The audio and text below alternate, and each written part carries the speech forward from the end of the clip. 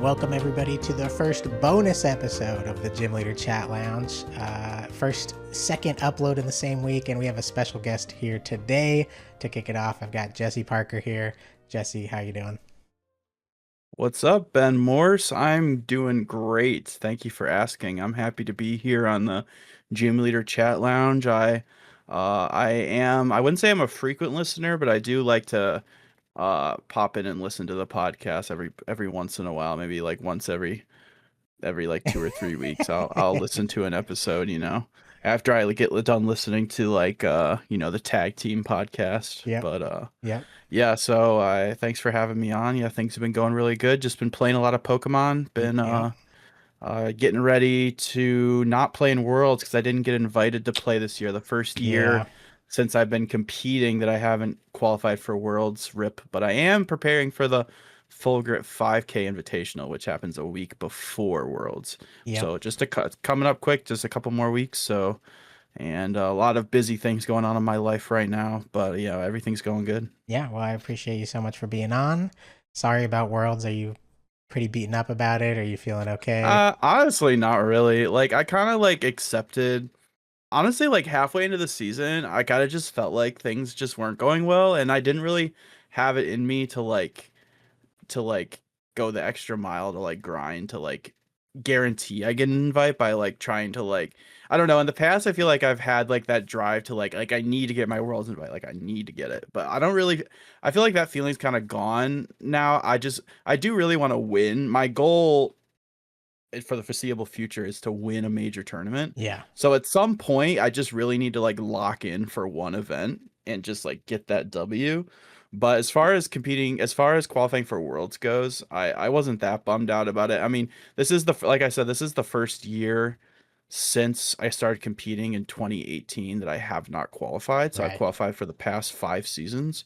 So yeah, it does kind of suck because playing at Worlds is such a awesome experience. Obviously, I Yeah. got third in 2024, I'm sure that which was helps with awesome. So I'm sure that helps yeah, with this year. definitely. But yeah, so but it's all good. I mean, qualifying for Worlds is just one of the things. It's just one little thing in the season, For sure. and For sure. I think I don't deserve to play in Worlds this year because I just had just a really terrible season. I just didn't perform well at all. Yeah.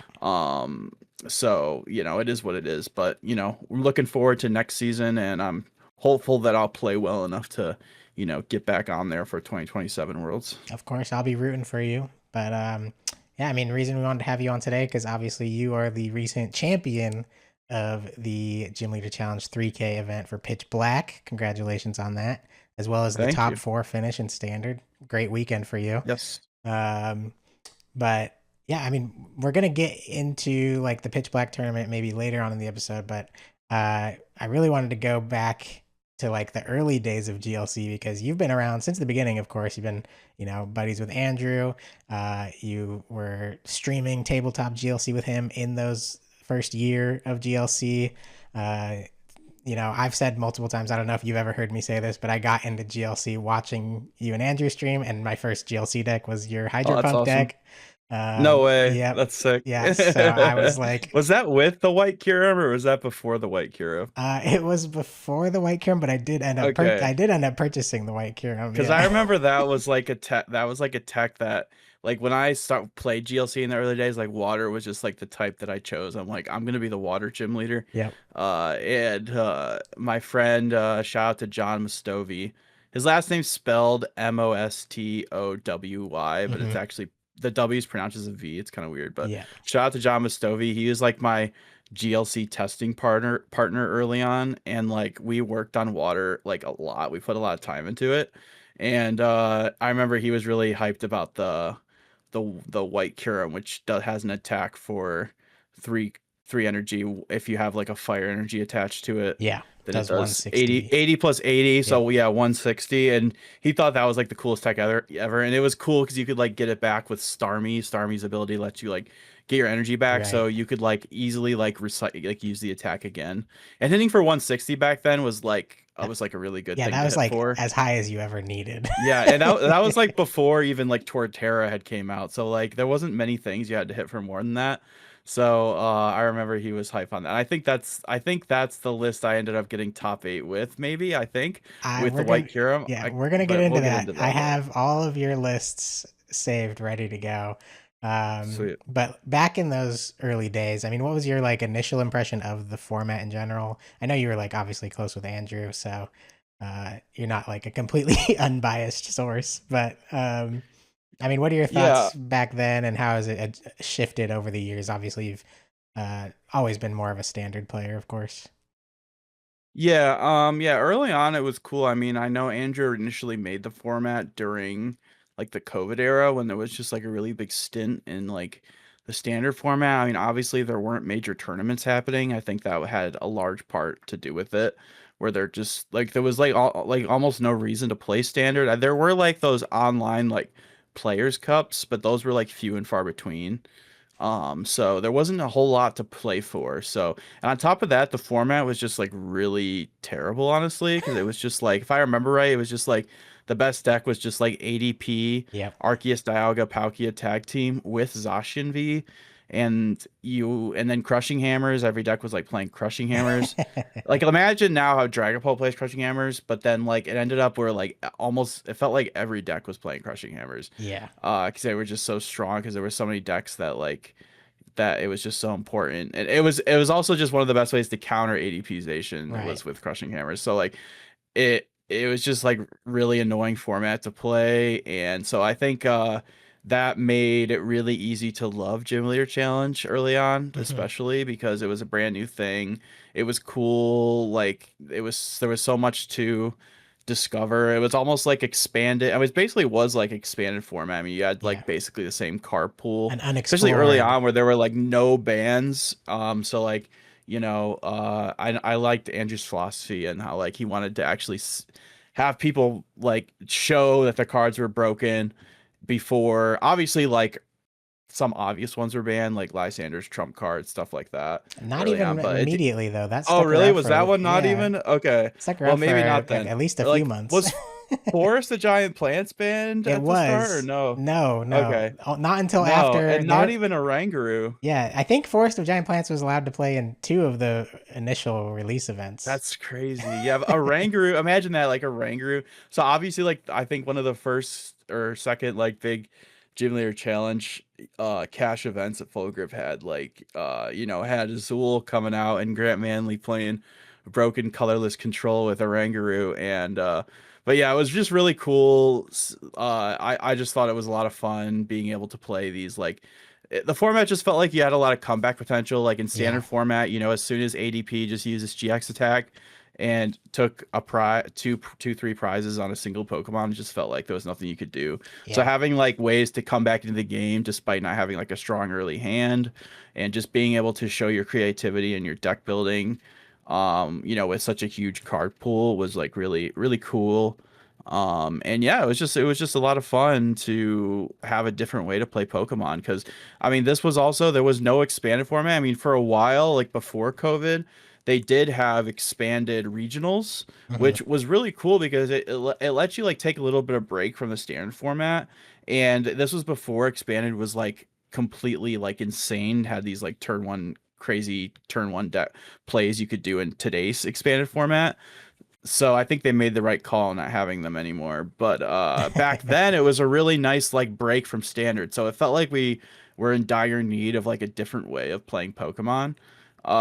So I think it was a really cool just having a way to do that. And it was cool that you could do it on Pokemon TCG online back when we had that. So you could like Right. it was a lot of fun in those like tricky gym streams where you could do like viewer battles. So it just like added a whole new fresh perspective on the game. So I liked it a lot. Absolutely. Yeah, and I wanted to. You have a very impressive, despite not being much of a GLC player in the past couple years. You still have quite the impressive GLC resume, Well, and thank you. I want to go through them. We'll show them off to our viewers who don't know, and start by sharing my favorite tweet of yours, which says play GLC, play GLC, play GLC. I don't remember that at all. What in the world? So That's hilarious. this was Oh my in gosh. December 2021. It was a response to a JW tweet where he was complaining about, I think, crushing hammers or something in standard format, and you were like, "Just go play GLC, bro." That's right. I really had to drive the point home. That's why I had to say it so many times, That's right. apparently. Yeah, yeah. But I mean, here we've got your set release event resume here. All right, starting with Evolving Skies, top 8 Hydro Pump. Oh, okay, Fusion yep. Strike, top 8 with Hydro Pump again. Oh, it was 2 top 8s. Okay, okay. Brilliant Stars, top Oh my 4 with Hydro gosh. Pump. Dude, must have really I don't remember that at all, to be Astral completely honest Radiance, with you. top 8 with Copperaja Now Melmetal. that deck I remember, that deck was broken. So this, all 4, okay, and this is what I noticed in doing the research for this interview, is that I think you're the only person who top 8'd every single one of those Sword and Shield era release events. This is all 4 of them, and you were in the top 8 for all of them. So Oh, snap. That's awesome. yeah. Yeah, it's actually funny. I think a quick little funny thing. I don't remember exactly which one it was, but the one where Azul was there with like the broken colorless control with a Rangaroo. Mm-hmm. I think maybe it was Evolving Skies. I had like I think it was, and I don't know if I'll ever be able to top this, but one of the most unlucky games I've ever had in my life, where like it was top 8 and I was playing really well, where like, against control in top 8, as long as you like win one of the 3 games, you basically won the set. Because Yeah. that's like one of the worst things about control is like when you get into top cut, you can't lose either game, because then once it goes to time, it's whoever is ahead on prizes, and obviously the deck that attacks is going to be ahead on prizes. Well, it got to the point where like we were in game 3, it went to time like right as we were starting game 3, so the first prize card would win the game. So all I had to do was take one knockout, and I ended up losing because I basically like hard bricked. Oh. Like I got like a kind of a little setup, but I had got like my artillery out to let me draw a little bit, but my hand was clogged, and I remember like Azul was able to gust up the artillery and then eventually like 3-shot it with his Delcatty Oh my and gosh. KO'd it with Delcatty, and he ended up winning with his control deck, which doesn't try to attack for Yeah. damage and because he has like no energy in the deck, like hardly energy, but he was able to find his energy, he was able to get like a Delcatty KO. And I remember I brought that up in Azul's stream somewhat recently, and he remembers it. He's like, yeah, that was one of the craziest games I ever played. And I was like, yeah, same. And I was so tilted, man. I remember being so mad because I was like, I felt so, because it was a long, like, I don't know how, like a 90-minute, you get like 90 Yeah. minutes for like a best of 3. Yeah. It was a long, grueling set, and just to lose in that fashion was like, oh my gosh, man. Like, so I remember Mm-hmm. being so pissed about that, but that's just a funny little side note about that No, that's perfect. That's early. exactly the kind Yeah. of stories I was looking for. That's crazy, man. I did not know about that. That was off stream, I Yeah. think, right? It was, yeah. Yeah. So I continue. think Mike Gibbs went on to maybe win. I think he ended up like beating Grant or Azul with his grass Yeah. So deck, this I was think is Fusion what happened. Strike. This was Fusion Strike. Azul got second place to Mike Gibbs at Fusion Yeah, Strike. it was the Fusion Strike one then, Yep. yeah. Yep. Um, Yeah. but then in the more modern Scarlet Violet era, you were a finalist with Garbodor, of course, at the Mega Evolution 3K, and then recent champion at the Pitch Black 3K with the Proximity Hops 2 Cannon deck. So stacked resume here for Gym Leader Challenge. Heck yeah. So, I mean, well done, sir. Great Thank you. job. Thank you. Uh, Yeah, it was really cool getting to, and shout out obviously as always to Andrew Mahone, Tricky Jim, for not only creating the who? format, but also basically like, yeah, who's that? Not only for creating the format that we enjoy so much, but also for giving me like pretty much all the lists for all these. Because like early on in the format, like Hydro Pump was basically I took the base list and then like tweaked it from playing a lot of games with it. Yeah. But as soon as you get to the Copper Roger deck, that's when I got to the point where I wasn't really playing the format anymore, and I was just sticking to standard. But I still wanted to play in like the cash events, because you could, it's I mean, I don't You want. might I as mean, well. it's yeah, might as well. I mean, full grip's still pretty local to me, and you could win a lot of money. So I basically like ask Andrew like, what's the best deck, and then I just borrow it from him. Yep. So that's what I did for the metal deck. That's what I did for, and also funny another thing about that tournament was crazy because I ended up being like 3 fire decks with it, which was like insane Dang. because like fire is a deck that I feel like you shouldn't be able to beat, but yeah, the coding metal energy, as long as you got the coding metal energy on your Copperaja, Yeah. like you could just like yeah, they couldn't one shot it and then you could just win that way. Yeah. But yeah, and then the Garbodor deck was obviously another deck that I borrowed from him. And then most recently the and Psychic has basically been like my go-to type as of late, and basically ever since like I've switched from water is all my early favorite type, and then Psychic's kind of been like the only GLC deck I have built myself is Psychic. Yeah. Currently it's the not too blindside Psychic deck Hmm. with the Monkey Dory. But I do have like the Garbodor cards as well in case I ever want to play that version. Yep.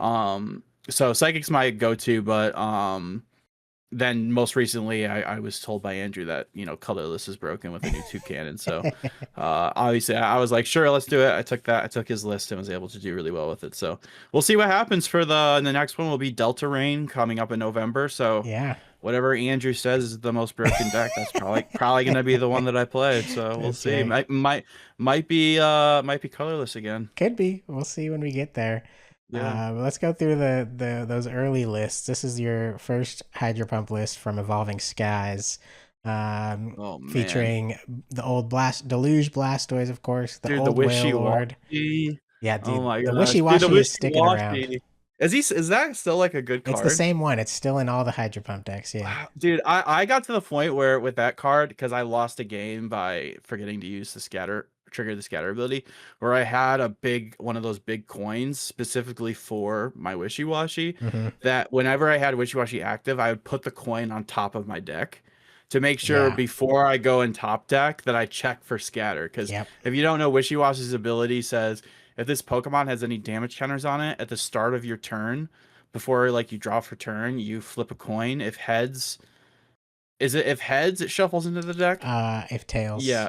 I think. Oh, if yeah, you flip a coin. If tails, that Pokemon and all attached cards get shuffled into your deck. So Before your draw. early game. Yeah, early game. So if you draw for turn, you could be in trouble because you need to be able to. And if you start playing cards, you need to be able to shuffle the Pokemon. Obviously, that changes everything. Yeah. So it's like an annoying ability early because you obviously want that Pokemon to stay on the field, but later in the game it can sometimes be a benefit because you can like tank a Yeah. hit and then like basically heal it off. Yeah. But yeah, I just like that card brings back a lot of memories Yeah. there, and And obviously like the the fact Starmie's the awesome. fact that the wishy-washy is still played shows you how good it is, because I mean, Yeah, we've had so much power creep. Pokemon are swinging for much higher numbers now since these early days, and yet just imagine how much more powerful a 188 HP basic was back then compared to now. It's yeah, just like dude, crazy how yes. big that is.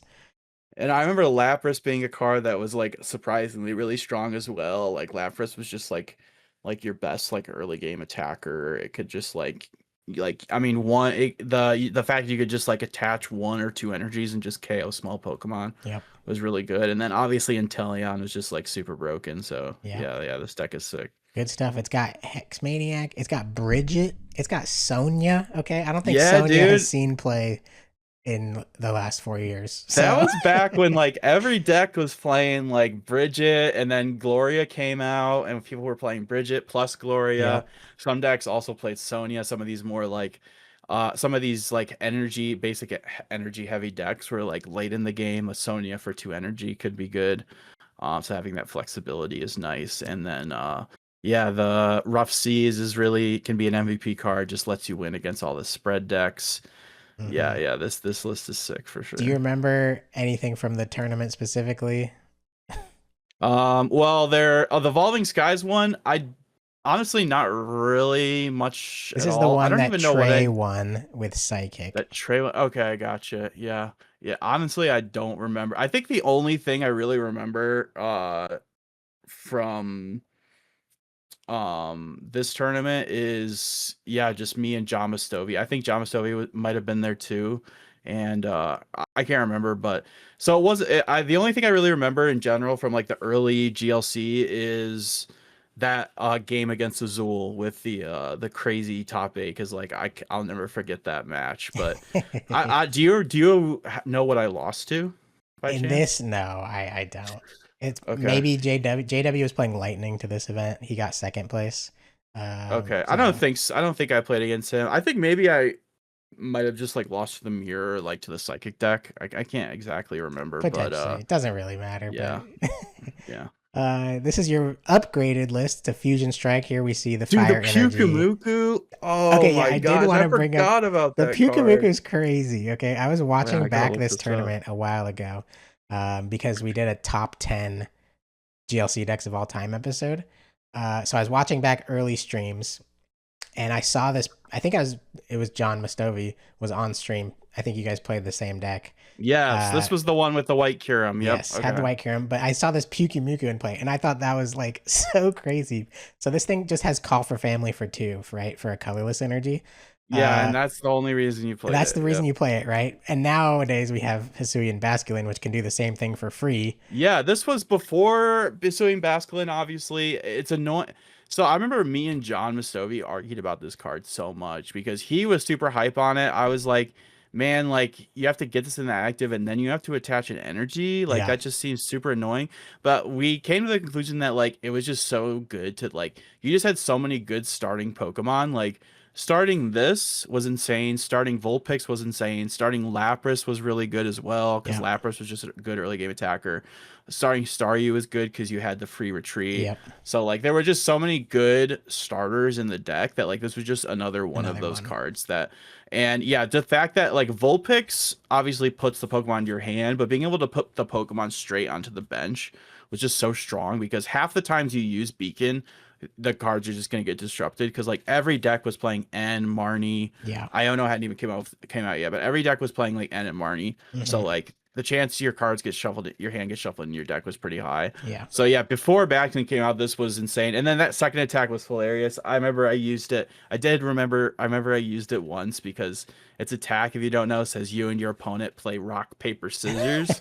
And if you win, the attack does 60 more damage. But it was like a situation where I just needed to like do 60 to KO something, and it Perfect. didn't matter if I won or lost. But we still got to play rock paper scissors, which was sick.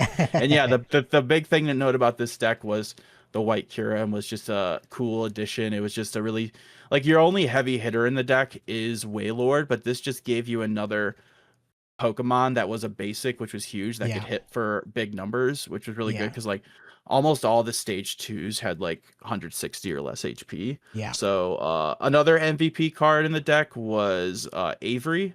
Avery having that Parallel City effect where like when you play it, your opponent has to discard down to 3. Do we not play? Oh yeah, that's right. We didn't. You didn't play Parallel City because you didn't like having to It's minus do 20 for reduced yourself. damage. Yeah. Yeah, I was like, man, why didn't we play Parallel City? That's like the most broken card.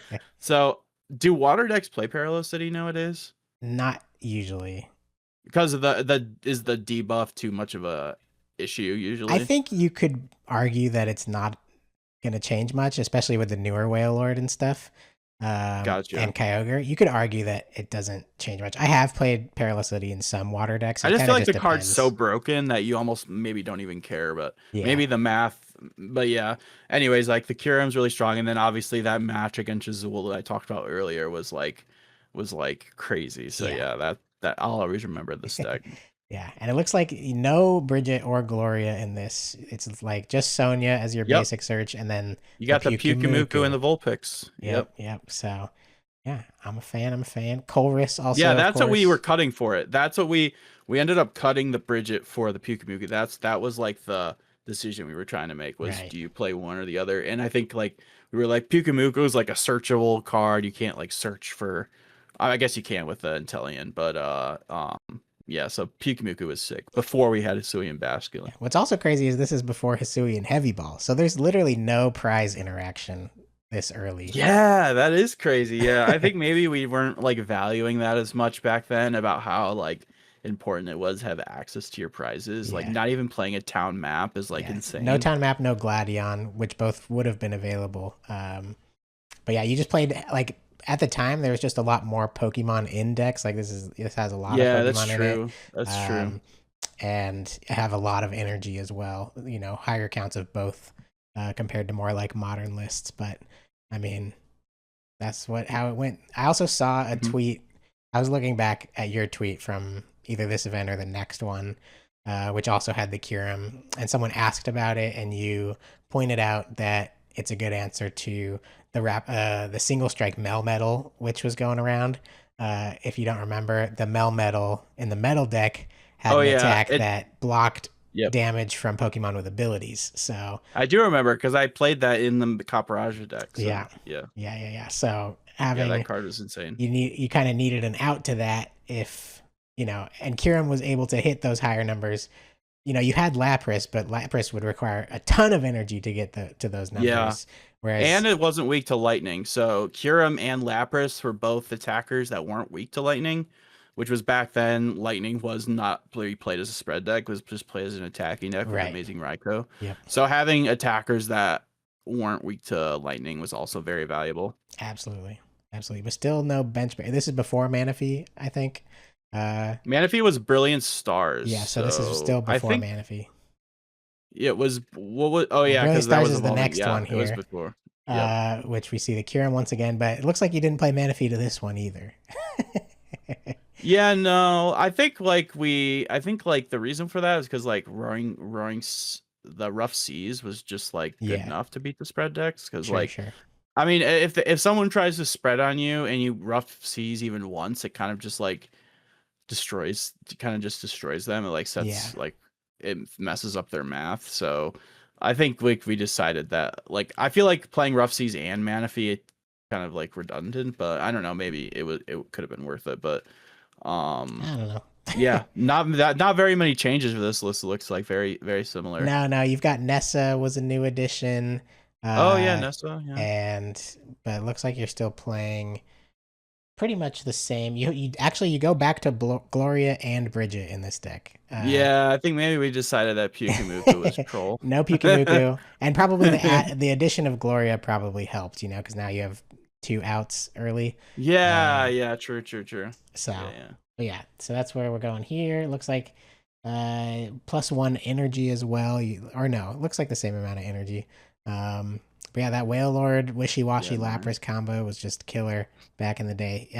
Some of the biggest HP guys that you could have between the Whale Lord and the Wishy Washy in the whole format. So, yeah, that was just the best thing about the reason I liked Water so much is it just felt like it was just like the most consistent type. mhm, Like you just had so much going for you. You had the artillery draw power, you had the Intellion and the Drizzile, which let you just search for whatever you wanted.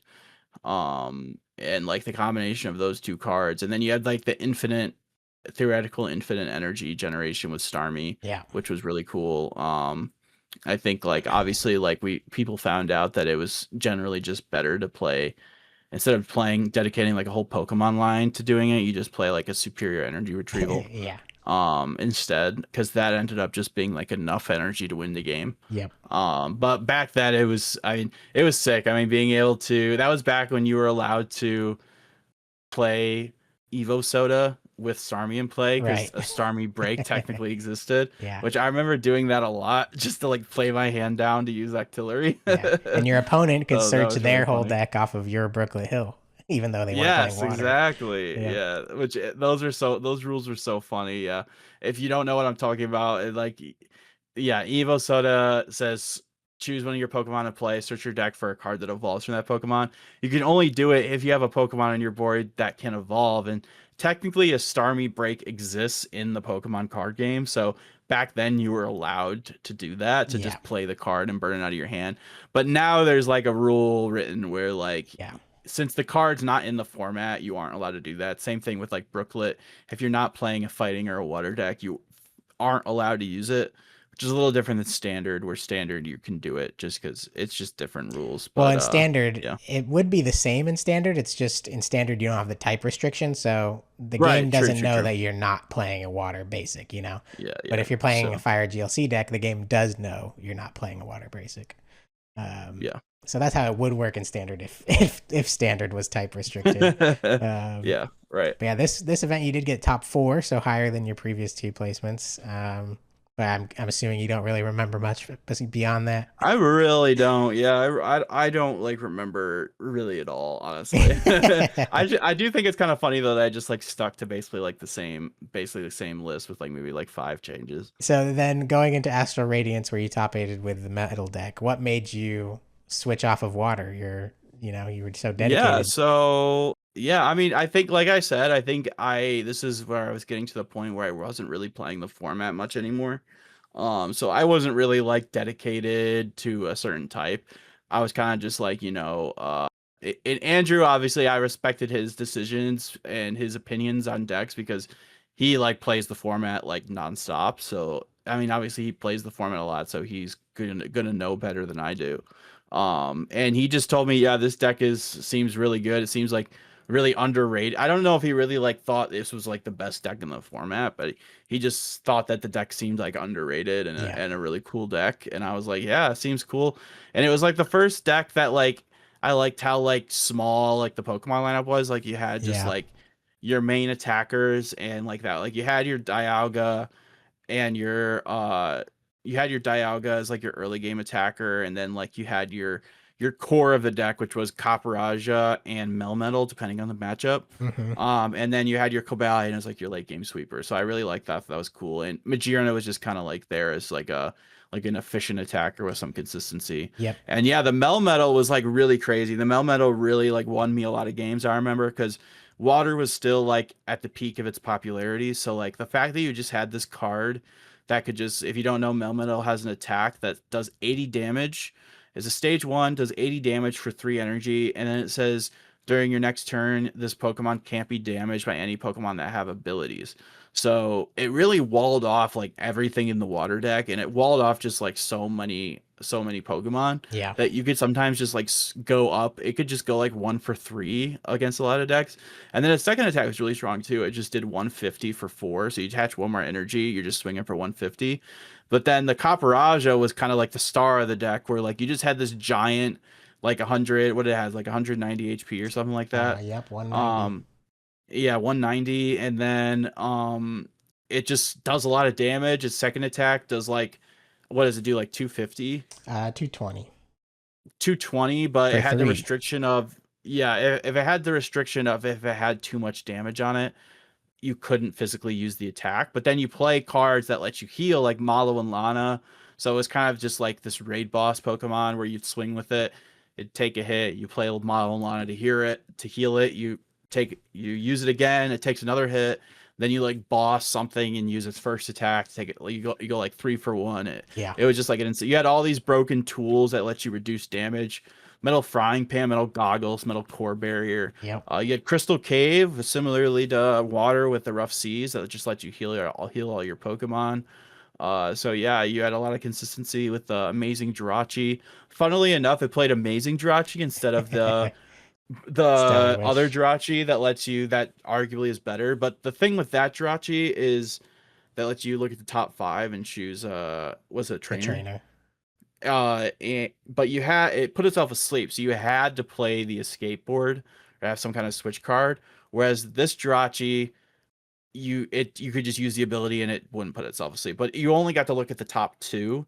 But it was still just this nice little card that you could just put any tool on to let it retreat, and just it lets you see the top 2 cards of your deck. So yeah, this deck was really sick. I think there were, like I said, it must have been pretty good because like I said, I beat 3 fire decks, which it was so funny because there was only like 4 fire decks in the tournament. I played against like almost And everyone, which I was like, I as soon as they flipped it for, I was like, oh my gosh, you gotta be kidding me. But then I ended up then just you win winning anyways. anyways. And then I remember going into top 8, I was paired up against a colorless control. I think at this point Oranguru had been banned, but it was still He I switched think to Chip, Bunnelby at this point, I think. yeah, but Hiker I think was still legal. Hiker and Chip Ice Axe, I want to I say. think So those like, 3 got banned at the same time. okay, you must, but there was some kind of colors control deck that I thought maybe I had a line into. I was like trying to theory it out. I'm like, oh, I play Cynthia and Caitlyn. I play these cards that let me get things back, like these to let me get my switch outs back. But no, I got completely demolished. But like I play Lusamine as well, but I got completely demolished. Wasn't even close Dang. against control. So yeah, you cannot be control with this. It was not suited for that. So yeah, but it was a really fun deck to play. It was definitely fun playing something other than water for a change. Yeah, I definitely miss these days of metal. I built this deck as well. I think my first two GLC decks was the Hydro Pump deck and this deck, interestingly enough. Um, Hmm. and yeah, I thought the Mel Metal was so fun at the time, and like now it's just completely out. Like its power is just not there. Um, but it was just a really fun time to play Metal. I think it was like a good meta call. Like you were able to play Parallel City. You had all these damage reduction tools and healing and consistency built in. Like it definitely a And then good the call. Lana's Rod lets you like get back a tool, which is really Yeah, sick too. yeah, no, good stuff, good stuff. So Tropical Beach. I think people are realizing. I think Andrew. This is when he started really loving putting right. the combination of Tag Call, Guz Mahala, and Tropical Beach Yeah, is broken just like really combo. good. Yeah, it's Yeah, recently in the past year or two, it's really picked up steam. But it's Andrew's always still been a pretty good. believer. Yeah. Um, but going on into the more modern era, this was your Garbodor deck, of course, made it to the finals. This was a super fun tournament. This is one I was at. I also played the Garbodor deck, had help, creating it with Andrew, and great to see it perform really well in the hands of you, taking it all the way to the finals. Another deck that I think we gave you the morning of or the day before or something, right? Yep. Yep. Yeah. So usually how it goes is like a week leading up to the tournament. I'll hit up Andrew, and then I'll just be like, at this point, I kind of was like, you know what, Psychic just seems broken. I think it's just always gonna be broken. Just there's just so many good cards. Um, I'm just gonna make that like my main type. I just like every time a new set comes out, I'm just gonna be like, is there any cards I should add to this deck? Like Lily's Termination, all right, that's going in. Pokepad, all right, that's going in. Stuff like that. Like Iron Boulder. And so obviously you could tell as the deck's completely blinged out. So like I had a lot of fun doing that too. Just like slowly, I had a lot of fun. Like every time I would go to a regional, I would buy like one or two more cards to bling on my deck, and eventually I got to the point where it was fully blinked. So yeah, so but I hit Andrew up and then he said, yeah, Garbodor is really good. So unfortunately I was not able to get the gold Garbodor in time for this picture, but Yeah. I do have one of those now, which it looks beautiful. Yeah, that card's And I amazing. guess I was playing the wrong Garbodor, which is kind of funny. Yeah, like the day before we all swapped to the other Garbodor. I didn't Um, even realize there was another one. Like I didn't even I just like assumed they were all the same, but I yeah, guess there's another one that just has a different attack for whatever yeah, reason. yeah, Like slightly different and I mean attack. you're never really it doesn't really matter because you're never actually I feel like gonna use the attack, but Yeah, it is kind of funny that this is the one I chose. But absolutely. yeah, the deck was super sick though. I mean super low to the ground. No stage twos, which is kind of crazy seeing a psychic deck with like no Curlia in it and no Gallade or Gardevoir. Yeah, But yeah, it was just what it lacked in consistency, it had in like just being able just to disruption and stuff. yeah, disruption and then just like, going in and just going up two prizes with Iron Boulder early. And I really like that about Iron Boulder. It kind of felt like you were just playing a mini game every turn. Like, okay, how many cards do you have in your hand? Like I gotta really make sure I play my turn. It adds a whole new dynamic to like the way you play your turns. Hmm. And I thought that was a lot of fun. The Frillish was cool. I'll say the Frillish was the card I used like the least. Like, Interesting. I mean, it was a cool card. I mean, it was fine. It felt like I just really only used it when I like started it, Sure. which was fine. But like, I feel like it's a card where like if your opponent has a really weak turn one, like you can pounce You on them take with the item advantage. lock. Yeah. But I just felt like my opponents never had a weak turn one. So like, And that's fine. uh, Psychic's great at having options.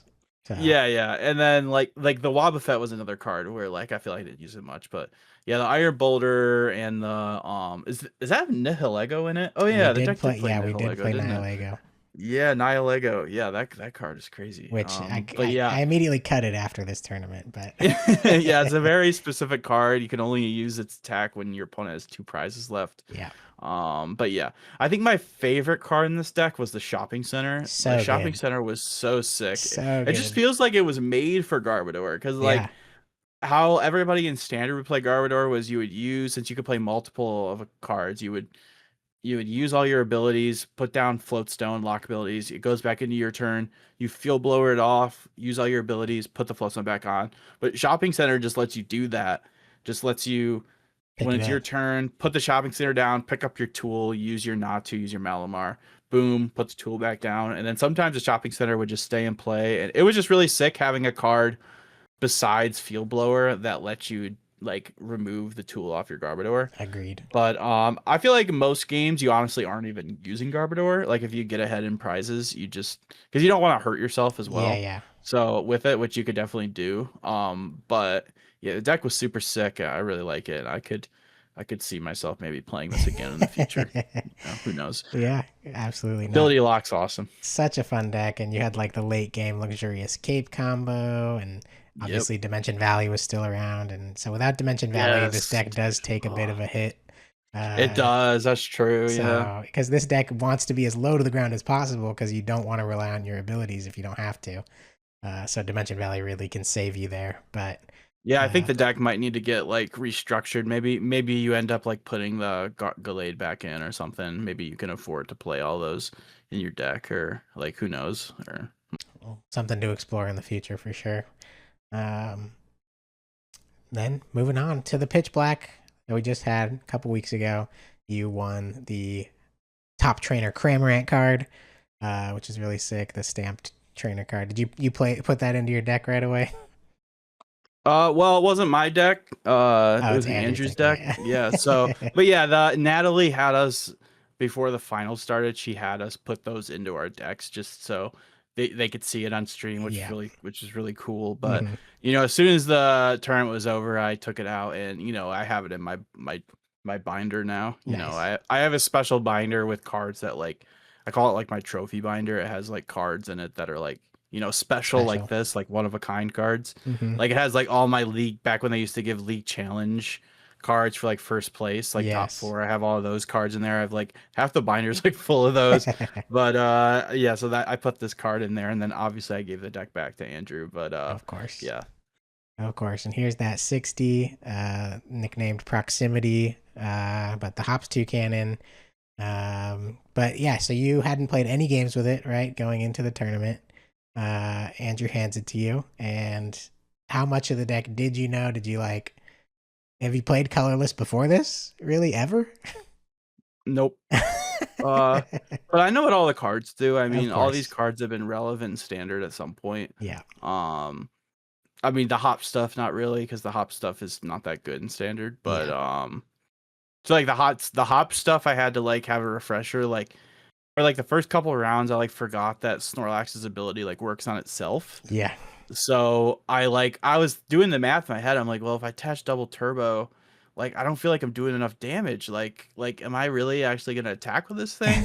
And then like I realized I was like, oh, it boosts itself. So the attack just actually reads like 150 base or what's its base attack? It's 140 plus 30, so Yeah, so its 170. attack is like reads like 170 Yeah, basically. yeah, yeah. So with double turbo, your base damage is basically 150 because I feel like Exactly. you're the only time you're attacking with it is with double turbo. It Pretty feels like much. so. Um, and I feel like most games you aren't really attacking with it, but it is kind of there if you You need it. don't want to, but you do Yeah, end up needing to sometimes. but yeah, I figure the hardest thing to manage at the start was like how to like manage your bench because if you count the number of Pokemon, you can't like really have them all down at the same time. Yeah. So and you don't really want to either because you don't want to like play into like big part of playing GLC well is like trying not to play into parallel. Yeah. Like if you can afford it, there'll be some hands where like I would like play down 4 Pokemon and keep the Squovet in my hand because Squovet was like you don't need to evolve Squovet, so you can just I mean you can, but Slam not him till late down when you game. need him. Yeah, so I'd keep 4 in case my opponent plays parallel. So if they do, then it's not as devastating because now I only have to discard 1. Yeah. So, but yeah, managing my bench where like I would have a hand where like a cracked hand where I have like two ball cards, two or three ball cards. So I have Fan Rotom plus all these cards. Basically, I could just get whatever I want. So like I even had a hand that was so strong where like I didn't even. I actually think it was optional not to even play down Fan Rotom because it ate up a bench spot. Yeah. Um, but I played it down by instinct, and but yeah, it's I found out that like you just need to make sure like obviously the most important cards to get down are like Bidoof, Pick Peck, Wooloo. yeah, Wooloo, very important because I found out early on that double was like lots of times your first attacker, and then Minchino is kind of there, just like I feel like Minchino is probably the one you don't always put down Yeah, if you he's can like like have the extra. setup you want. Yeah. Yeah, and then same with the Oranguru. It feels like a Oranguru's there if like your Bibarel's prize or you don't have an out to Bibarel. So yeah, just kind of figuring all that out took a little while, but yeah, I just kind of figured it out as I went. I mean, it's simple enough. I mean, I realized like as I was going, like how crazy, like how many cards you can draw, like it's just like ridiculous. Like Yeah. you can just cycle your deck so much. I mean, the Squova is honestly like the MVP. That's it. Just Yep. the I've been Squova, saying. because like it felt like Bibarel reminded me of playing water because like it's the same as Octillery. Yeah. But like in with Octillery, like there were so many times where you You're just don't use the clogged. ability because your hand was too clogged. But with Squova, you could just unclog your hand. So like even just Squova and Oranguru, you can like that Yeah. itself is just like a solid draw So engine good. because like yeah, you could basically see like a free like 2 3 cards and then you usually will draw into a supporter and then you have your supporter. But yeah, I mean it's a pretty easy deck to play because you're not trying to do anything that intricate. You're just trying to take prizes as quickly as possible. Yep. So yeah, that's what you do. And Fan Rotom is insane. It sets up your whole deck. It's your first attacker a lot of the times too. Yep. So yeah, I figured out pretty quickly what your prize map is, like your Fan Rotom and your double or your first couple prizes. Yeah. And then your Hops Cramorant is prize 3 and 4.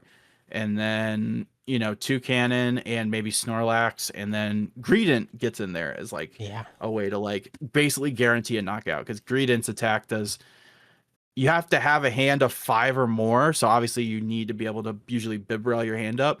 And then if you have to discard your hand. If you discard 5 or more, you do basically like 200 plus damage. Yeah. So for 2 energies. So it's like really obviously it's very destructive to your resources because you have to Yeah. discard your whole hand. But You're using it to take your final yeah, prize. you're probably and sometimes I used to take my last 2 prizes. Yeah. Funnily enough, because sometimes you can just afford that. Yep. Yep. So, and then another thing that's good about the Greenin is it sometimes will just I found out against Psychic in particular, it's a way to like prevent Psychic from taking a free prize on your Squirvet. Yeah. With That's like Mucky honestly Dory or like something. huge. Like honestly, if Greedent had no text, there were some matchups where like it's just good on just to boost your Squirvet's HP. Yeah. Absolutely. So that came in clutch, especially in like my top cut matches.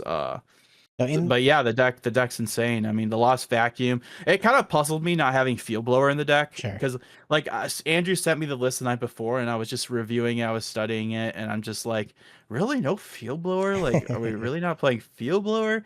And then I thought about it more, and it's basically like very similar to Field Blower. And I found out obviously its main use is against the other best deck, Psychic, to get rid of the U-turn board. You can Yeah. really punish that U-turn board, which is really good.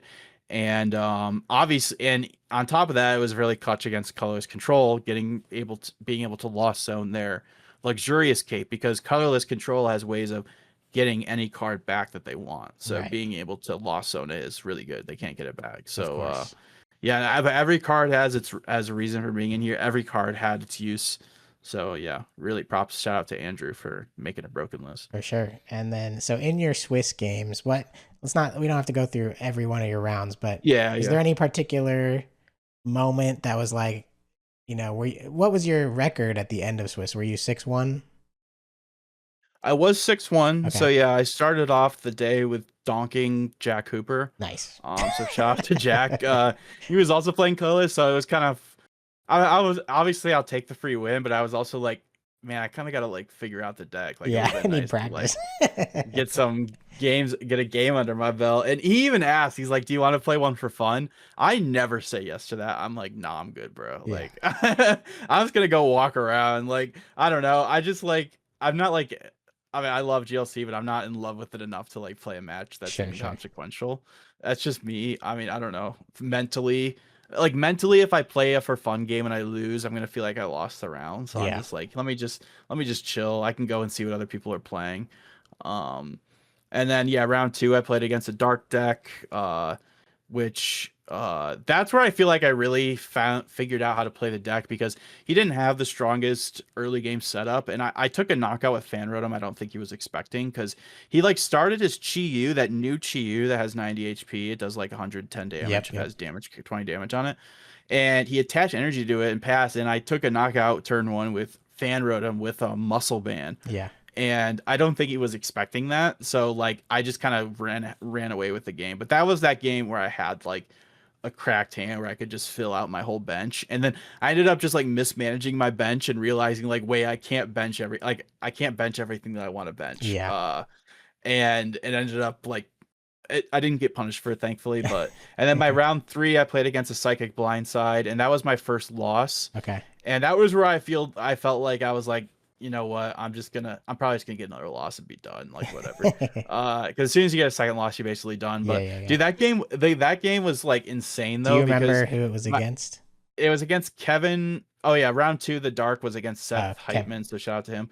But round three was against Kevin Ricciardi, Yeah, Cap and and Kev. yeah, so he literally just frillished me out of the game. Literally took his first three prizes with frillish. Three? Yes. I'm not, I kid you not, I had a hand of 10 items, like Oh literally my like every, gosh. and then I finally top decked Iono and I Ionoed and I still just found nothing. I was like, I just need a Pokemon. And then as soon as he went, like I got to a point where I was able to like reset stamp. I got an attacker up. I like reset stamped and hexed him, but he was still able to like get out of it and take a prize. And then it was basically over. I just scooped. He still had two prizes left to take, but I just scooped basically. Yeah. And then yeah, then I played against like a fighting deck, which I was like, oh snap, this is where I'm gonna get my second loss, which was right after I took my loss to Psychic, because I was like, I feel like if this colorless deck has any weaknesses, it's probably against fighting, just because they hit mostly all your guys for weakness. Hmm. But this is where I think that the two cannon really made a difference, because the two cannon is like an attacker that um it's not weak to fight. It's actually resists fighting, and it's got a lot of HP. It's got 150. So basically, their Okie Dokie needs to have some kind of damage mod, Yeah. and I was able to live an Okie Dokie attack. He was Wow. not able to get the damage mod, so he hit me for 140, and then I had hit the Okie Dokie the turn before, and so I was able. And then for turn, I top decked Hex, Oh man. so I was able to Hex to take a free KO on his Okie Dokie, and then he made like a questionable play. He like promoted his like next attacker. Maybe he like forgot I got to attack. I don't know. Like it didn't feel correct. He definitely could have like promoted one of his Lunatone or his Soul Right. Rock, but he like promoted his Terrakion, the Revenge Terrakion, Hmm. and then I was like, all right, I'll KO Terrakion, and then I just that game was basically over at that point. Yeah, yeah. But that was against Lincoln Parker. Shout out to another Parker. Um, and then I played against Gwen. She was playing colorless, two cannon. Yep. And I don't really remember much there, but I do remember that I just had a cleaner setup. So I was able to just win. Yeah, Yeah. she was having a really hard time setting up. It just not drawing very well at all. Sure. And then I played against Ihana, which honestly Ihana's turning into like my GLC rival. Yeah. Because like I feel like we like I've never got a badge at Full Grip because one, I don't really go to Full Grip League, but I feel like I finally went and I was like, you know what, I'm gonna get my Psychic badge, I'm gonna get my first badge. And then I played against Ihana in the finals, and I got beat by this was like right when Natu Blindside was new. And I thought it was like troll. I'm like, really? I'm gonna lose to this Natu attack? Like this is so cheesy. Hmm. And then I realized that it's actually like super broken. Like it's actually good. Like, but I had no idea at the time. So I lost. That was my match to win to get my badge. Yeah. And then I was able to get my revenge at the event where I got second with Psychic. I played against her in top Top four. top four, yes. And I got my revenge. And then we played another game here it was a nail biter. It was probably my closest game the whole day. Um, and but I was able to stop them from getting the Deoxys attack, which is how they win. Um, Yeah. Nice. because they were playing Psychic Deoxys, and so as long as they don't get the Deoxys attack, basically as long as Psychic can't get like a free extra prize, you generally win. Yep. So if you can deny them that, that's how you're able to win. For sure. So that was a really good match to win, and I could tell they were really kind of. I mean, it was super close, so it could have went either way. It came down to time, but and then my last round was against Colorless Two Cannon, where again I don't really remember much, but it was kind of just like some back and forth, and I was able to win. So I played against a lot of colorless mirrors that I just basically drew better than them. So but I felt like against all the decks that weren't colorless, I kind of was able to maybe slightly outplay my opponent a little bit. So it felt pretty good to be able to get that. And you couldn't go 5-1-1. That was not safe. Nope. So you had to play it out. Yep. Like, so I had to play it out. I think Patrick like thought like we could ID, and I was like, nah, dude, like pretty Nope. sure we have to play. Like look how many people are here, and there's only Yeah. 7 rounds. So like, but yeah, so that's how my Swiss rounds went. Sorry if I Nice. went a little long Oh there. no, it's all good. It's all good. So yeah, so then you went in. Were you the top seed? No, I was number 4. Number 4. Okay. Crazy 6-1, and you're still I know, fourth right? seed. Insane. So then you played against who in the top 8? So top 8 was against Sebastian Lashmet, which I found out at that moment that he was at the tournament. And I was like, holy crap, what is Sebastian doing here? Like, I recognize him from regionals. Like, he's a very strong player. Yeah. So I was like, oh snap, like this is gonna be tough. And then I found out that I mean, I guess I could say now, I found out from you that he was playing colorless control. Yeah. And I'm like, oh geez, like I'm gonna get bodied. Like, but then I remembered that from you that I had like all these lost zone cards in my deck, and I'm like, wait, lost zone stuff is like really good against control decks. Yeah. Like I remember at one point in my water gym leader days, a card that I was going in and out of my deck a lot was Faba, just so I could have a better time against control, because I just wanted. It was really good against control to be able to Faba away their recycle energy. Yeah. If you don't know, Faba is a supporter that says choose a special energy or a tool, I think, from one of your opponent's Pokemon and put it into the lost zone. So instead of discarding, it goes to the lost zone. And but in my colors list, I had the Lost Vacuum and the Lost City, both of which are very, very good against control. And I heard from you, I was like, their main attacker is the stupid bear, the Ursaluna. It's a stage 2 Pokemon. Yeah. Basically, colorless's way of getting cards back from the discard pile. It originally was a Rangaroo, but then that got banned. And then Bunnelby's the next best one. But then Ursaluna is insane because Ursaluna lets you put, instead of shuffling a card into your deck, it just lets you put 2 cards just into your hand. Yeah. So, and it's a big body. It has like 180 HP. And then you put like a luxurious cape on it. It's got like 280 HP. And then it basically just runs your opponent out of energy, out of resources. Yep. But game 1, I was able to literally just go turn. I started the Wooloo, and I was able to go turn 2 Cypher Maniac, draw with Bibarel. I just had a cracked. This was going first. Yeah. Turn 2 Cypher Maniac for the energy I needed in the Lost City. Just lost zone his Teddy Ursa. And then he didn't like obviously immediately concede. He played it out from there. But I just was like, I think he was kind of waiting for me to maybe like do something stupid, which is totally fair because give me enough time and I will do something stupid. But I was able to play it smart. You know, obviously you gave me a lot of little helpful tips. So shout out to you, Ben. For yeah, that. I was watching Really from appreciate home. that. Yeah, I was watching from home. You did it right before top 8. You were up in stream with Andrew, and you were like, "Oh, I have to play against Sebastian," and Andrew wasn't telling you anything about his deck, rightfully so. And I was like, "Well, I'm at home in California. I'm gonna." I'm texting Jesse. I'm like, Jesse, just so you know, here's what's going on. Here's what he's got going on. Here's what you need to do. And then after you texted me, you know, 45 minutes later, it's like, I won. It's like, awesome. Yes. Yeah, so shout out to you for that. But yeah, so as soon as you lost zone their Teddy Ursa, it basically is really hard for them to win because they're not able to ever to recover it. So he tried to like stall out my bench. He tried to gust things up, but I made sure not to put down anything with 2 retreat. Hmm. I was even able to like preload energy onto my Bibarel just to make that so it was 1 energy away from retreating. Yeah. And that's like another nice thing that Two Cannon offers is it's literally just a 1 energy attacker. So like Yeah. Two Cannon is just like the GOAT. He just like, I mean, he's an efficient attacker. I mean, even if your opponent has literally 0 bench, it still swings for 160 damage with So a full crazy. bench. I mean, Yeah. it's literally Palkia V Star. It's the same attack. Yep. 60 plus 20 for each bench Pokemon on your and your opponent's side.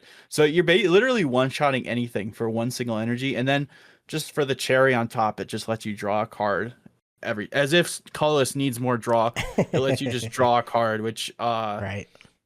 is obviously like welcome. I mean, sure. So I was able, that was kind of the attacker I tried to get out every game. And then, but he wasn't able to stall me after I went up like 3 or 4 prizes. He just scooped. And then game 2, I had a lot slower start, but by turn 3, I was able to develop another strong board.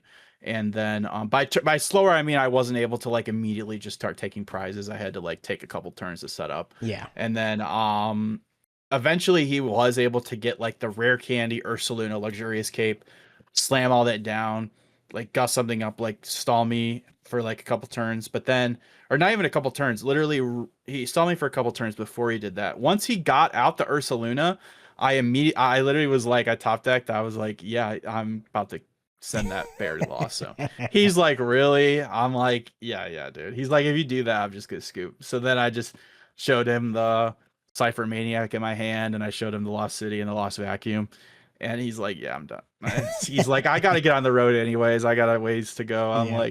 I'm like, all right, cool. So shout out to Sebastian for being chill. Yeah. That's But hype. That's yeah, hype. he's like, before the game even started, I think he knew my deck, and he's like, I'm pretty sure I just lose this matchup.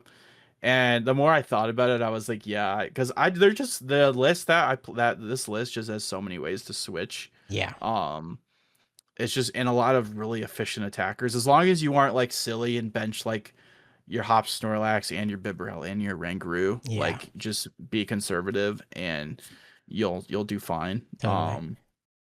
And obviously like early game they try to mill you with the Bunnelby, so that can be a pretty scary. But every time he used Bunnelby, he just discarded like the best cards possible for me. So like he discarded like Ultra Ball and like some other inconsequential card, and I'm Yeah. like, all right, sweet, Who cool. cares? Yep. But yeah, so then my top 4. Should I just go right into the top Sure. 4? Yep.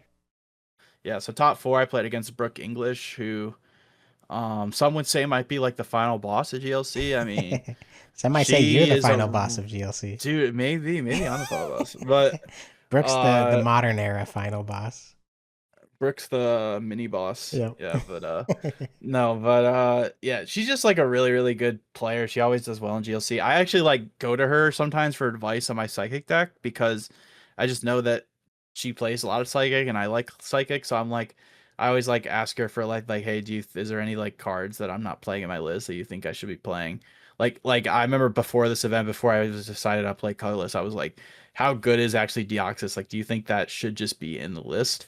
And I guess the answer to that is yes, because she played Psychic Deoxys, very similar to the list Ihana played, and as far as I I know, think identical. and yeah, so obviously, again, as long as you are able to deny the Deoxys, and the cool thing about this colorless deck is it's like my style, it's very aggressive, and you could just like spam like Gust a lot of times. You can like double boss Lysander and then like scoop up net lets you like potentially use double again. So I was basically just game 1, I was just spamming Gust on her bench sitters, on Curlia, on like I looked at her discard pile and there were no energies in the discard pile. They were all on board. So after I saw that, I gusted up Zatu because I was like, if there were energy in discard pile, I might have gusted up Malamar. I basically just gusted up the most important thing on her bench just to slow her down.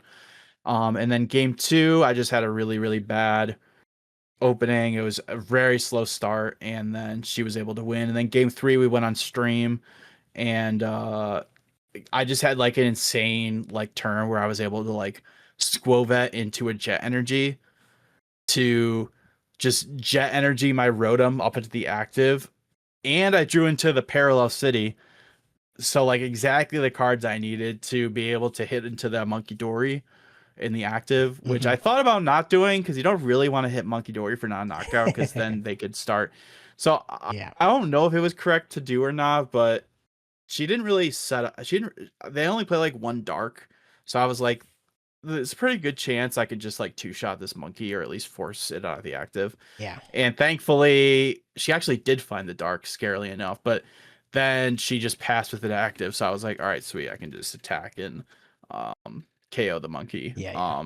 two shot it. So, and then I found out a lot, at least playing this event, that parallel city staying in play, like the player who's able to keep parallel in play, like I feel like your win percentage goes up drastically Yeah. because like having parallel control feels so important because it just limits your opponent's plays so much. You basically just like annihilate half their board if they play into it. Yeah. Like I was able to like parallel away two of her bench Pokemon and KO the actives. It just feels like you're in such a strong spot after that. So game three, I just had parallel control most of the end game, and I also didn't get punished for my misplay at the end. I actually did a misplay where I could have attacked with Greedent for my second to last prize instead of using it for my last prize, where basically if she was able to go Hex plus Reset Stamp, I probably would have lost. I'm pretty sure I Yeah. would have lost For because then I sure. wouldn't have been able to build my hand up to use Greedent. You need to have 5 cards in your hand to use Yeah. Greedent. So thankfully, she didn't have that play, so never punished. And I was able to use Greedent for my last prize. Normally, you want to use Greedent as your last prize take, but it obviously if they have that as their only way to win, like use Greedent, use your second to last Reading in attacker. advance. Yeah. So yeah, I didn't get punished for that, thankfully. So that let me win. So I feel like I got a little bit lucky. At 2 different points of the game against Broken game 3, so that let me win. Hmm. Um, and then finals played against the Mike Gibbs. Yep. He was playing Psychic Deoxys, but with the different Gardevoir that doubles the energy. And I knew about this before going into the game. So I knew like the game plan was just gonna be just keep the freaking Curlia off the bench. Yeah. Like Yeah. Yeah. don't let him evolve to Gardevoir. Yep. And thankfully it never came to be, but thankfully I found out that Gardevoir only has 110 HP. Yep. So if the Gardevoir ever does get put down, the Double can still KO it, funnily enough. Because Yeah. Double With with the Snorlax. Snorlax buff or the Hop's Choice Band can hit 110. So it's kind of funny that that is the case, but so yeah, game 1 I finally was prized my fan rotom for the first time that day. So prizing fan rotom really hurts your setup, obviously. Sure. So I was able to Mike was just able to set up checkmate with Deoxys pretty cleanly. So I lost that. And then game 2, I was able to get a quick Lost City KO on his Natu, which obviously is really good because Zatu is very important in Psychic's like Yeah. early game setup. I mean, the Deoxys is important, but obviously they still usually need the Yeah. They Zatu need the and the Zatu. Malamar, or at least one of each, to be able to get those energies in place in the first place. So and then he just had a terrible setup, so he scooped pretty quickly. And then game 3, he was able to parallel me quickly, but thankfully I immediately had the bump to the parallel, which is Yep. very important. I had the artisan bump, and so I was able to get that parallel out of play quick. And then the following turn, I was able to play down my own parallel, which, like I said, having parallel control feels so important. So, yeah, like it feels so important that like there were some turns where like I had Colress in my hand, like Colress Tenacity lets you go get a special energy supporter, when it felt like it wasn't the best supporter to play at the time. Like there were a better supporter I could have played, like teammates or something. But I or not teammates, but something else like a draw supporter. Yeah. But I was just like, you know what? Like I just really want to get parallel in play. Just Yeah. one, because it's really strong against them, but also so I don't get paralleled myself, which Yep. is the best part. Because Yep. Yep. it guarantees that they, unless they have the combination of field blower and parallel, which usually they're Mike not was gonna have not that. playing Field Blower, so That's insane. Yeah, he excluded so many cards from his deck. That's like I saw he didn't play Versus Seeker, yeah. and he didn't play Iron Boulder. Honestly, I could get behind not playing Iron Boulder because that card feels like people are getting better at playing around that card now. Yeah, Like people potentially. are actually like very conscious about their hand size. Like playing down to like one card, so you just like can't ever Right. use it. But yeah, those other exclusions are crazy. But anyways, I was able to get parallel control again. And the parallel I played against him was just super devastating because he had his like four Pokemon on the bench were all just like very important to his strategy at winning the game. So he did not have like any good thing to discard on his bench. So it was like a very, very powerful turn. And then from there, I was able to just keep Curlia off the bench like I did against Brook. Just no Curlia. Whenever that got in play, I removed it. And thankfully, he actually prized his Deoxys that game. So the combination of KOing Curlia and him prizing Deoxys meant he was never able to use it. So that helped me win, and I was able to just come away with the win against Mike. So yeah, Boom. And there you have it, folks. Jesse, $1,000. What, 1,300 for the weekend, or what was it? 1350 1,350. Not a bad weekend. on my birthday. On your birthday too. That was sick. I had that birthday luck. I think it was the birthday luck. Now, after winning with this deck, in all your years of GLC, what would you say has been your favorite deck to play? I know you said early was water, then you're more of a psychic main now, but like recency bias with this, would you say this was your favorite deck? You know, honestly, I think Garbodor was the deck I had the most fun playing. that deck was really fun.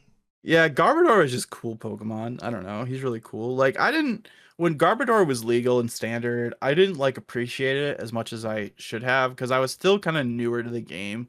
Mm-hmm. So the Garbodor Zoroark decks, which is Garbodor Zoroark and Garbodor Espeon Garb, were like to me like a little intimidating to play. Like I just wanted to play like my Beat Stick Buzzwole deck, and just that was the only deck I wanted to play. Yeah. So like I never got to appreciate it was in standard, but then when I saw there's like a strong GLC deck with it, I was like, okay, this is pretty cool. And then the shopping center is just a really cool combo. And then Psychic is just the type that I've been really enjoying when I do play GLC.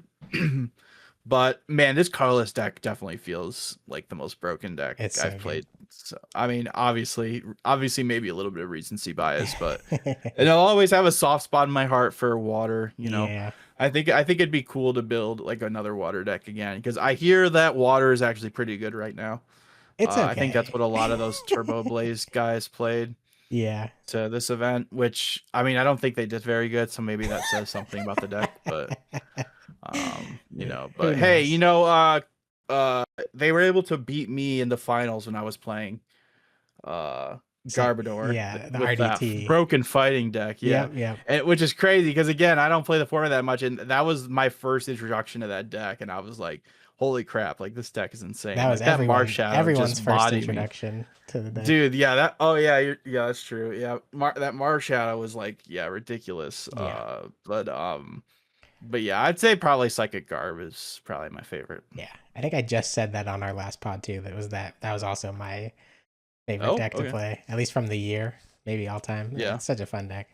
for My sure. last question for you, maybe end on a negative note. I want to know if you have any problems with GLC. What do you not like about the format?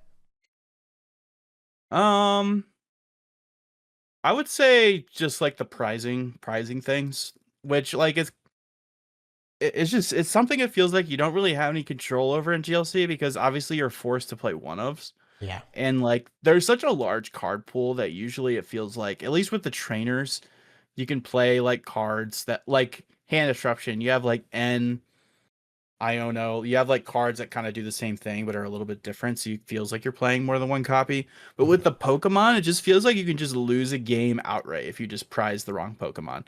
Like Mike in the finals, he prized Deoxys, Giratina, and Monkey Dory. So he even like had heavy ball in his like opening hand, but just that the fact that he had all those in his prize just meant like his win percentage just like plummets at Right. that point. And it just feels like you have no control over that. Whereas in standard, obviously that can be a little bit of a problem too, but Less often. it's less. It's like as long as you didn't prize like your ace spec, it feels like you're Yeah, chilling. yeah. You know, you can like play around and you can be a little less greedy in deck building and like instead of playing like two Dragapults, you know, play three Dragapults in your Sure. deck. Like, to me, like that's been the biggest issue for me because at least in the 3Ks that I didn't do well, in like some of the 3Ks that I didn't do well, it just felt like it was because like I went to go do my early prize check, and I just like prized I just prized when I was playing second, there was a game where I prized like my Zatu, my Inkay, and my like Iron Boulder. So I like literally can't get out Malamar, I can't get out Zatu, I can't get out my main attackers. Obviously that doesn't happen that often, but it's that the prizing, it just feels like super annoying that it just feels like there are so many games in GLC where you can just get completely bodied by that. But maybe that's like a noob take, but It um happens. It happens. I don't know. It just feels like the only times I've gotten frustrated in GLC is when I have those like frustrating. It just feels like it happens way more in GLC than it does in standard. I feel like in standard I very rarely am complaining about my prizes. That's fair. In GLC it feels like it happens a lot, I think which makes sense because you're playing a bunch of one-ups. that makes So sense. yeah. Yeah. No, I respect the opinion.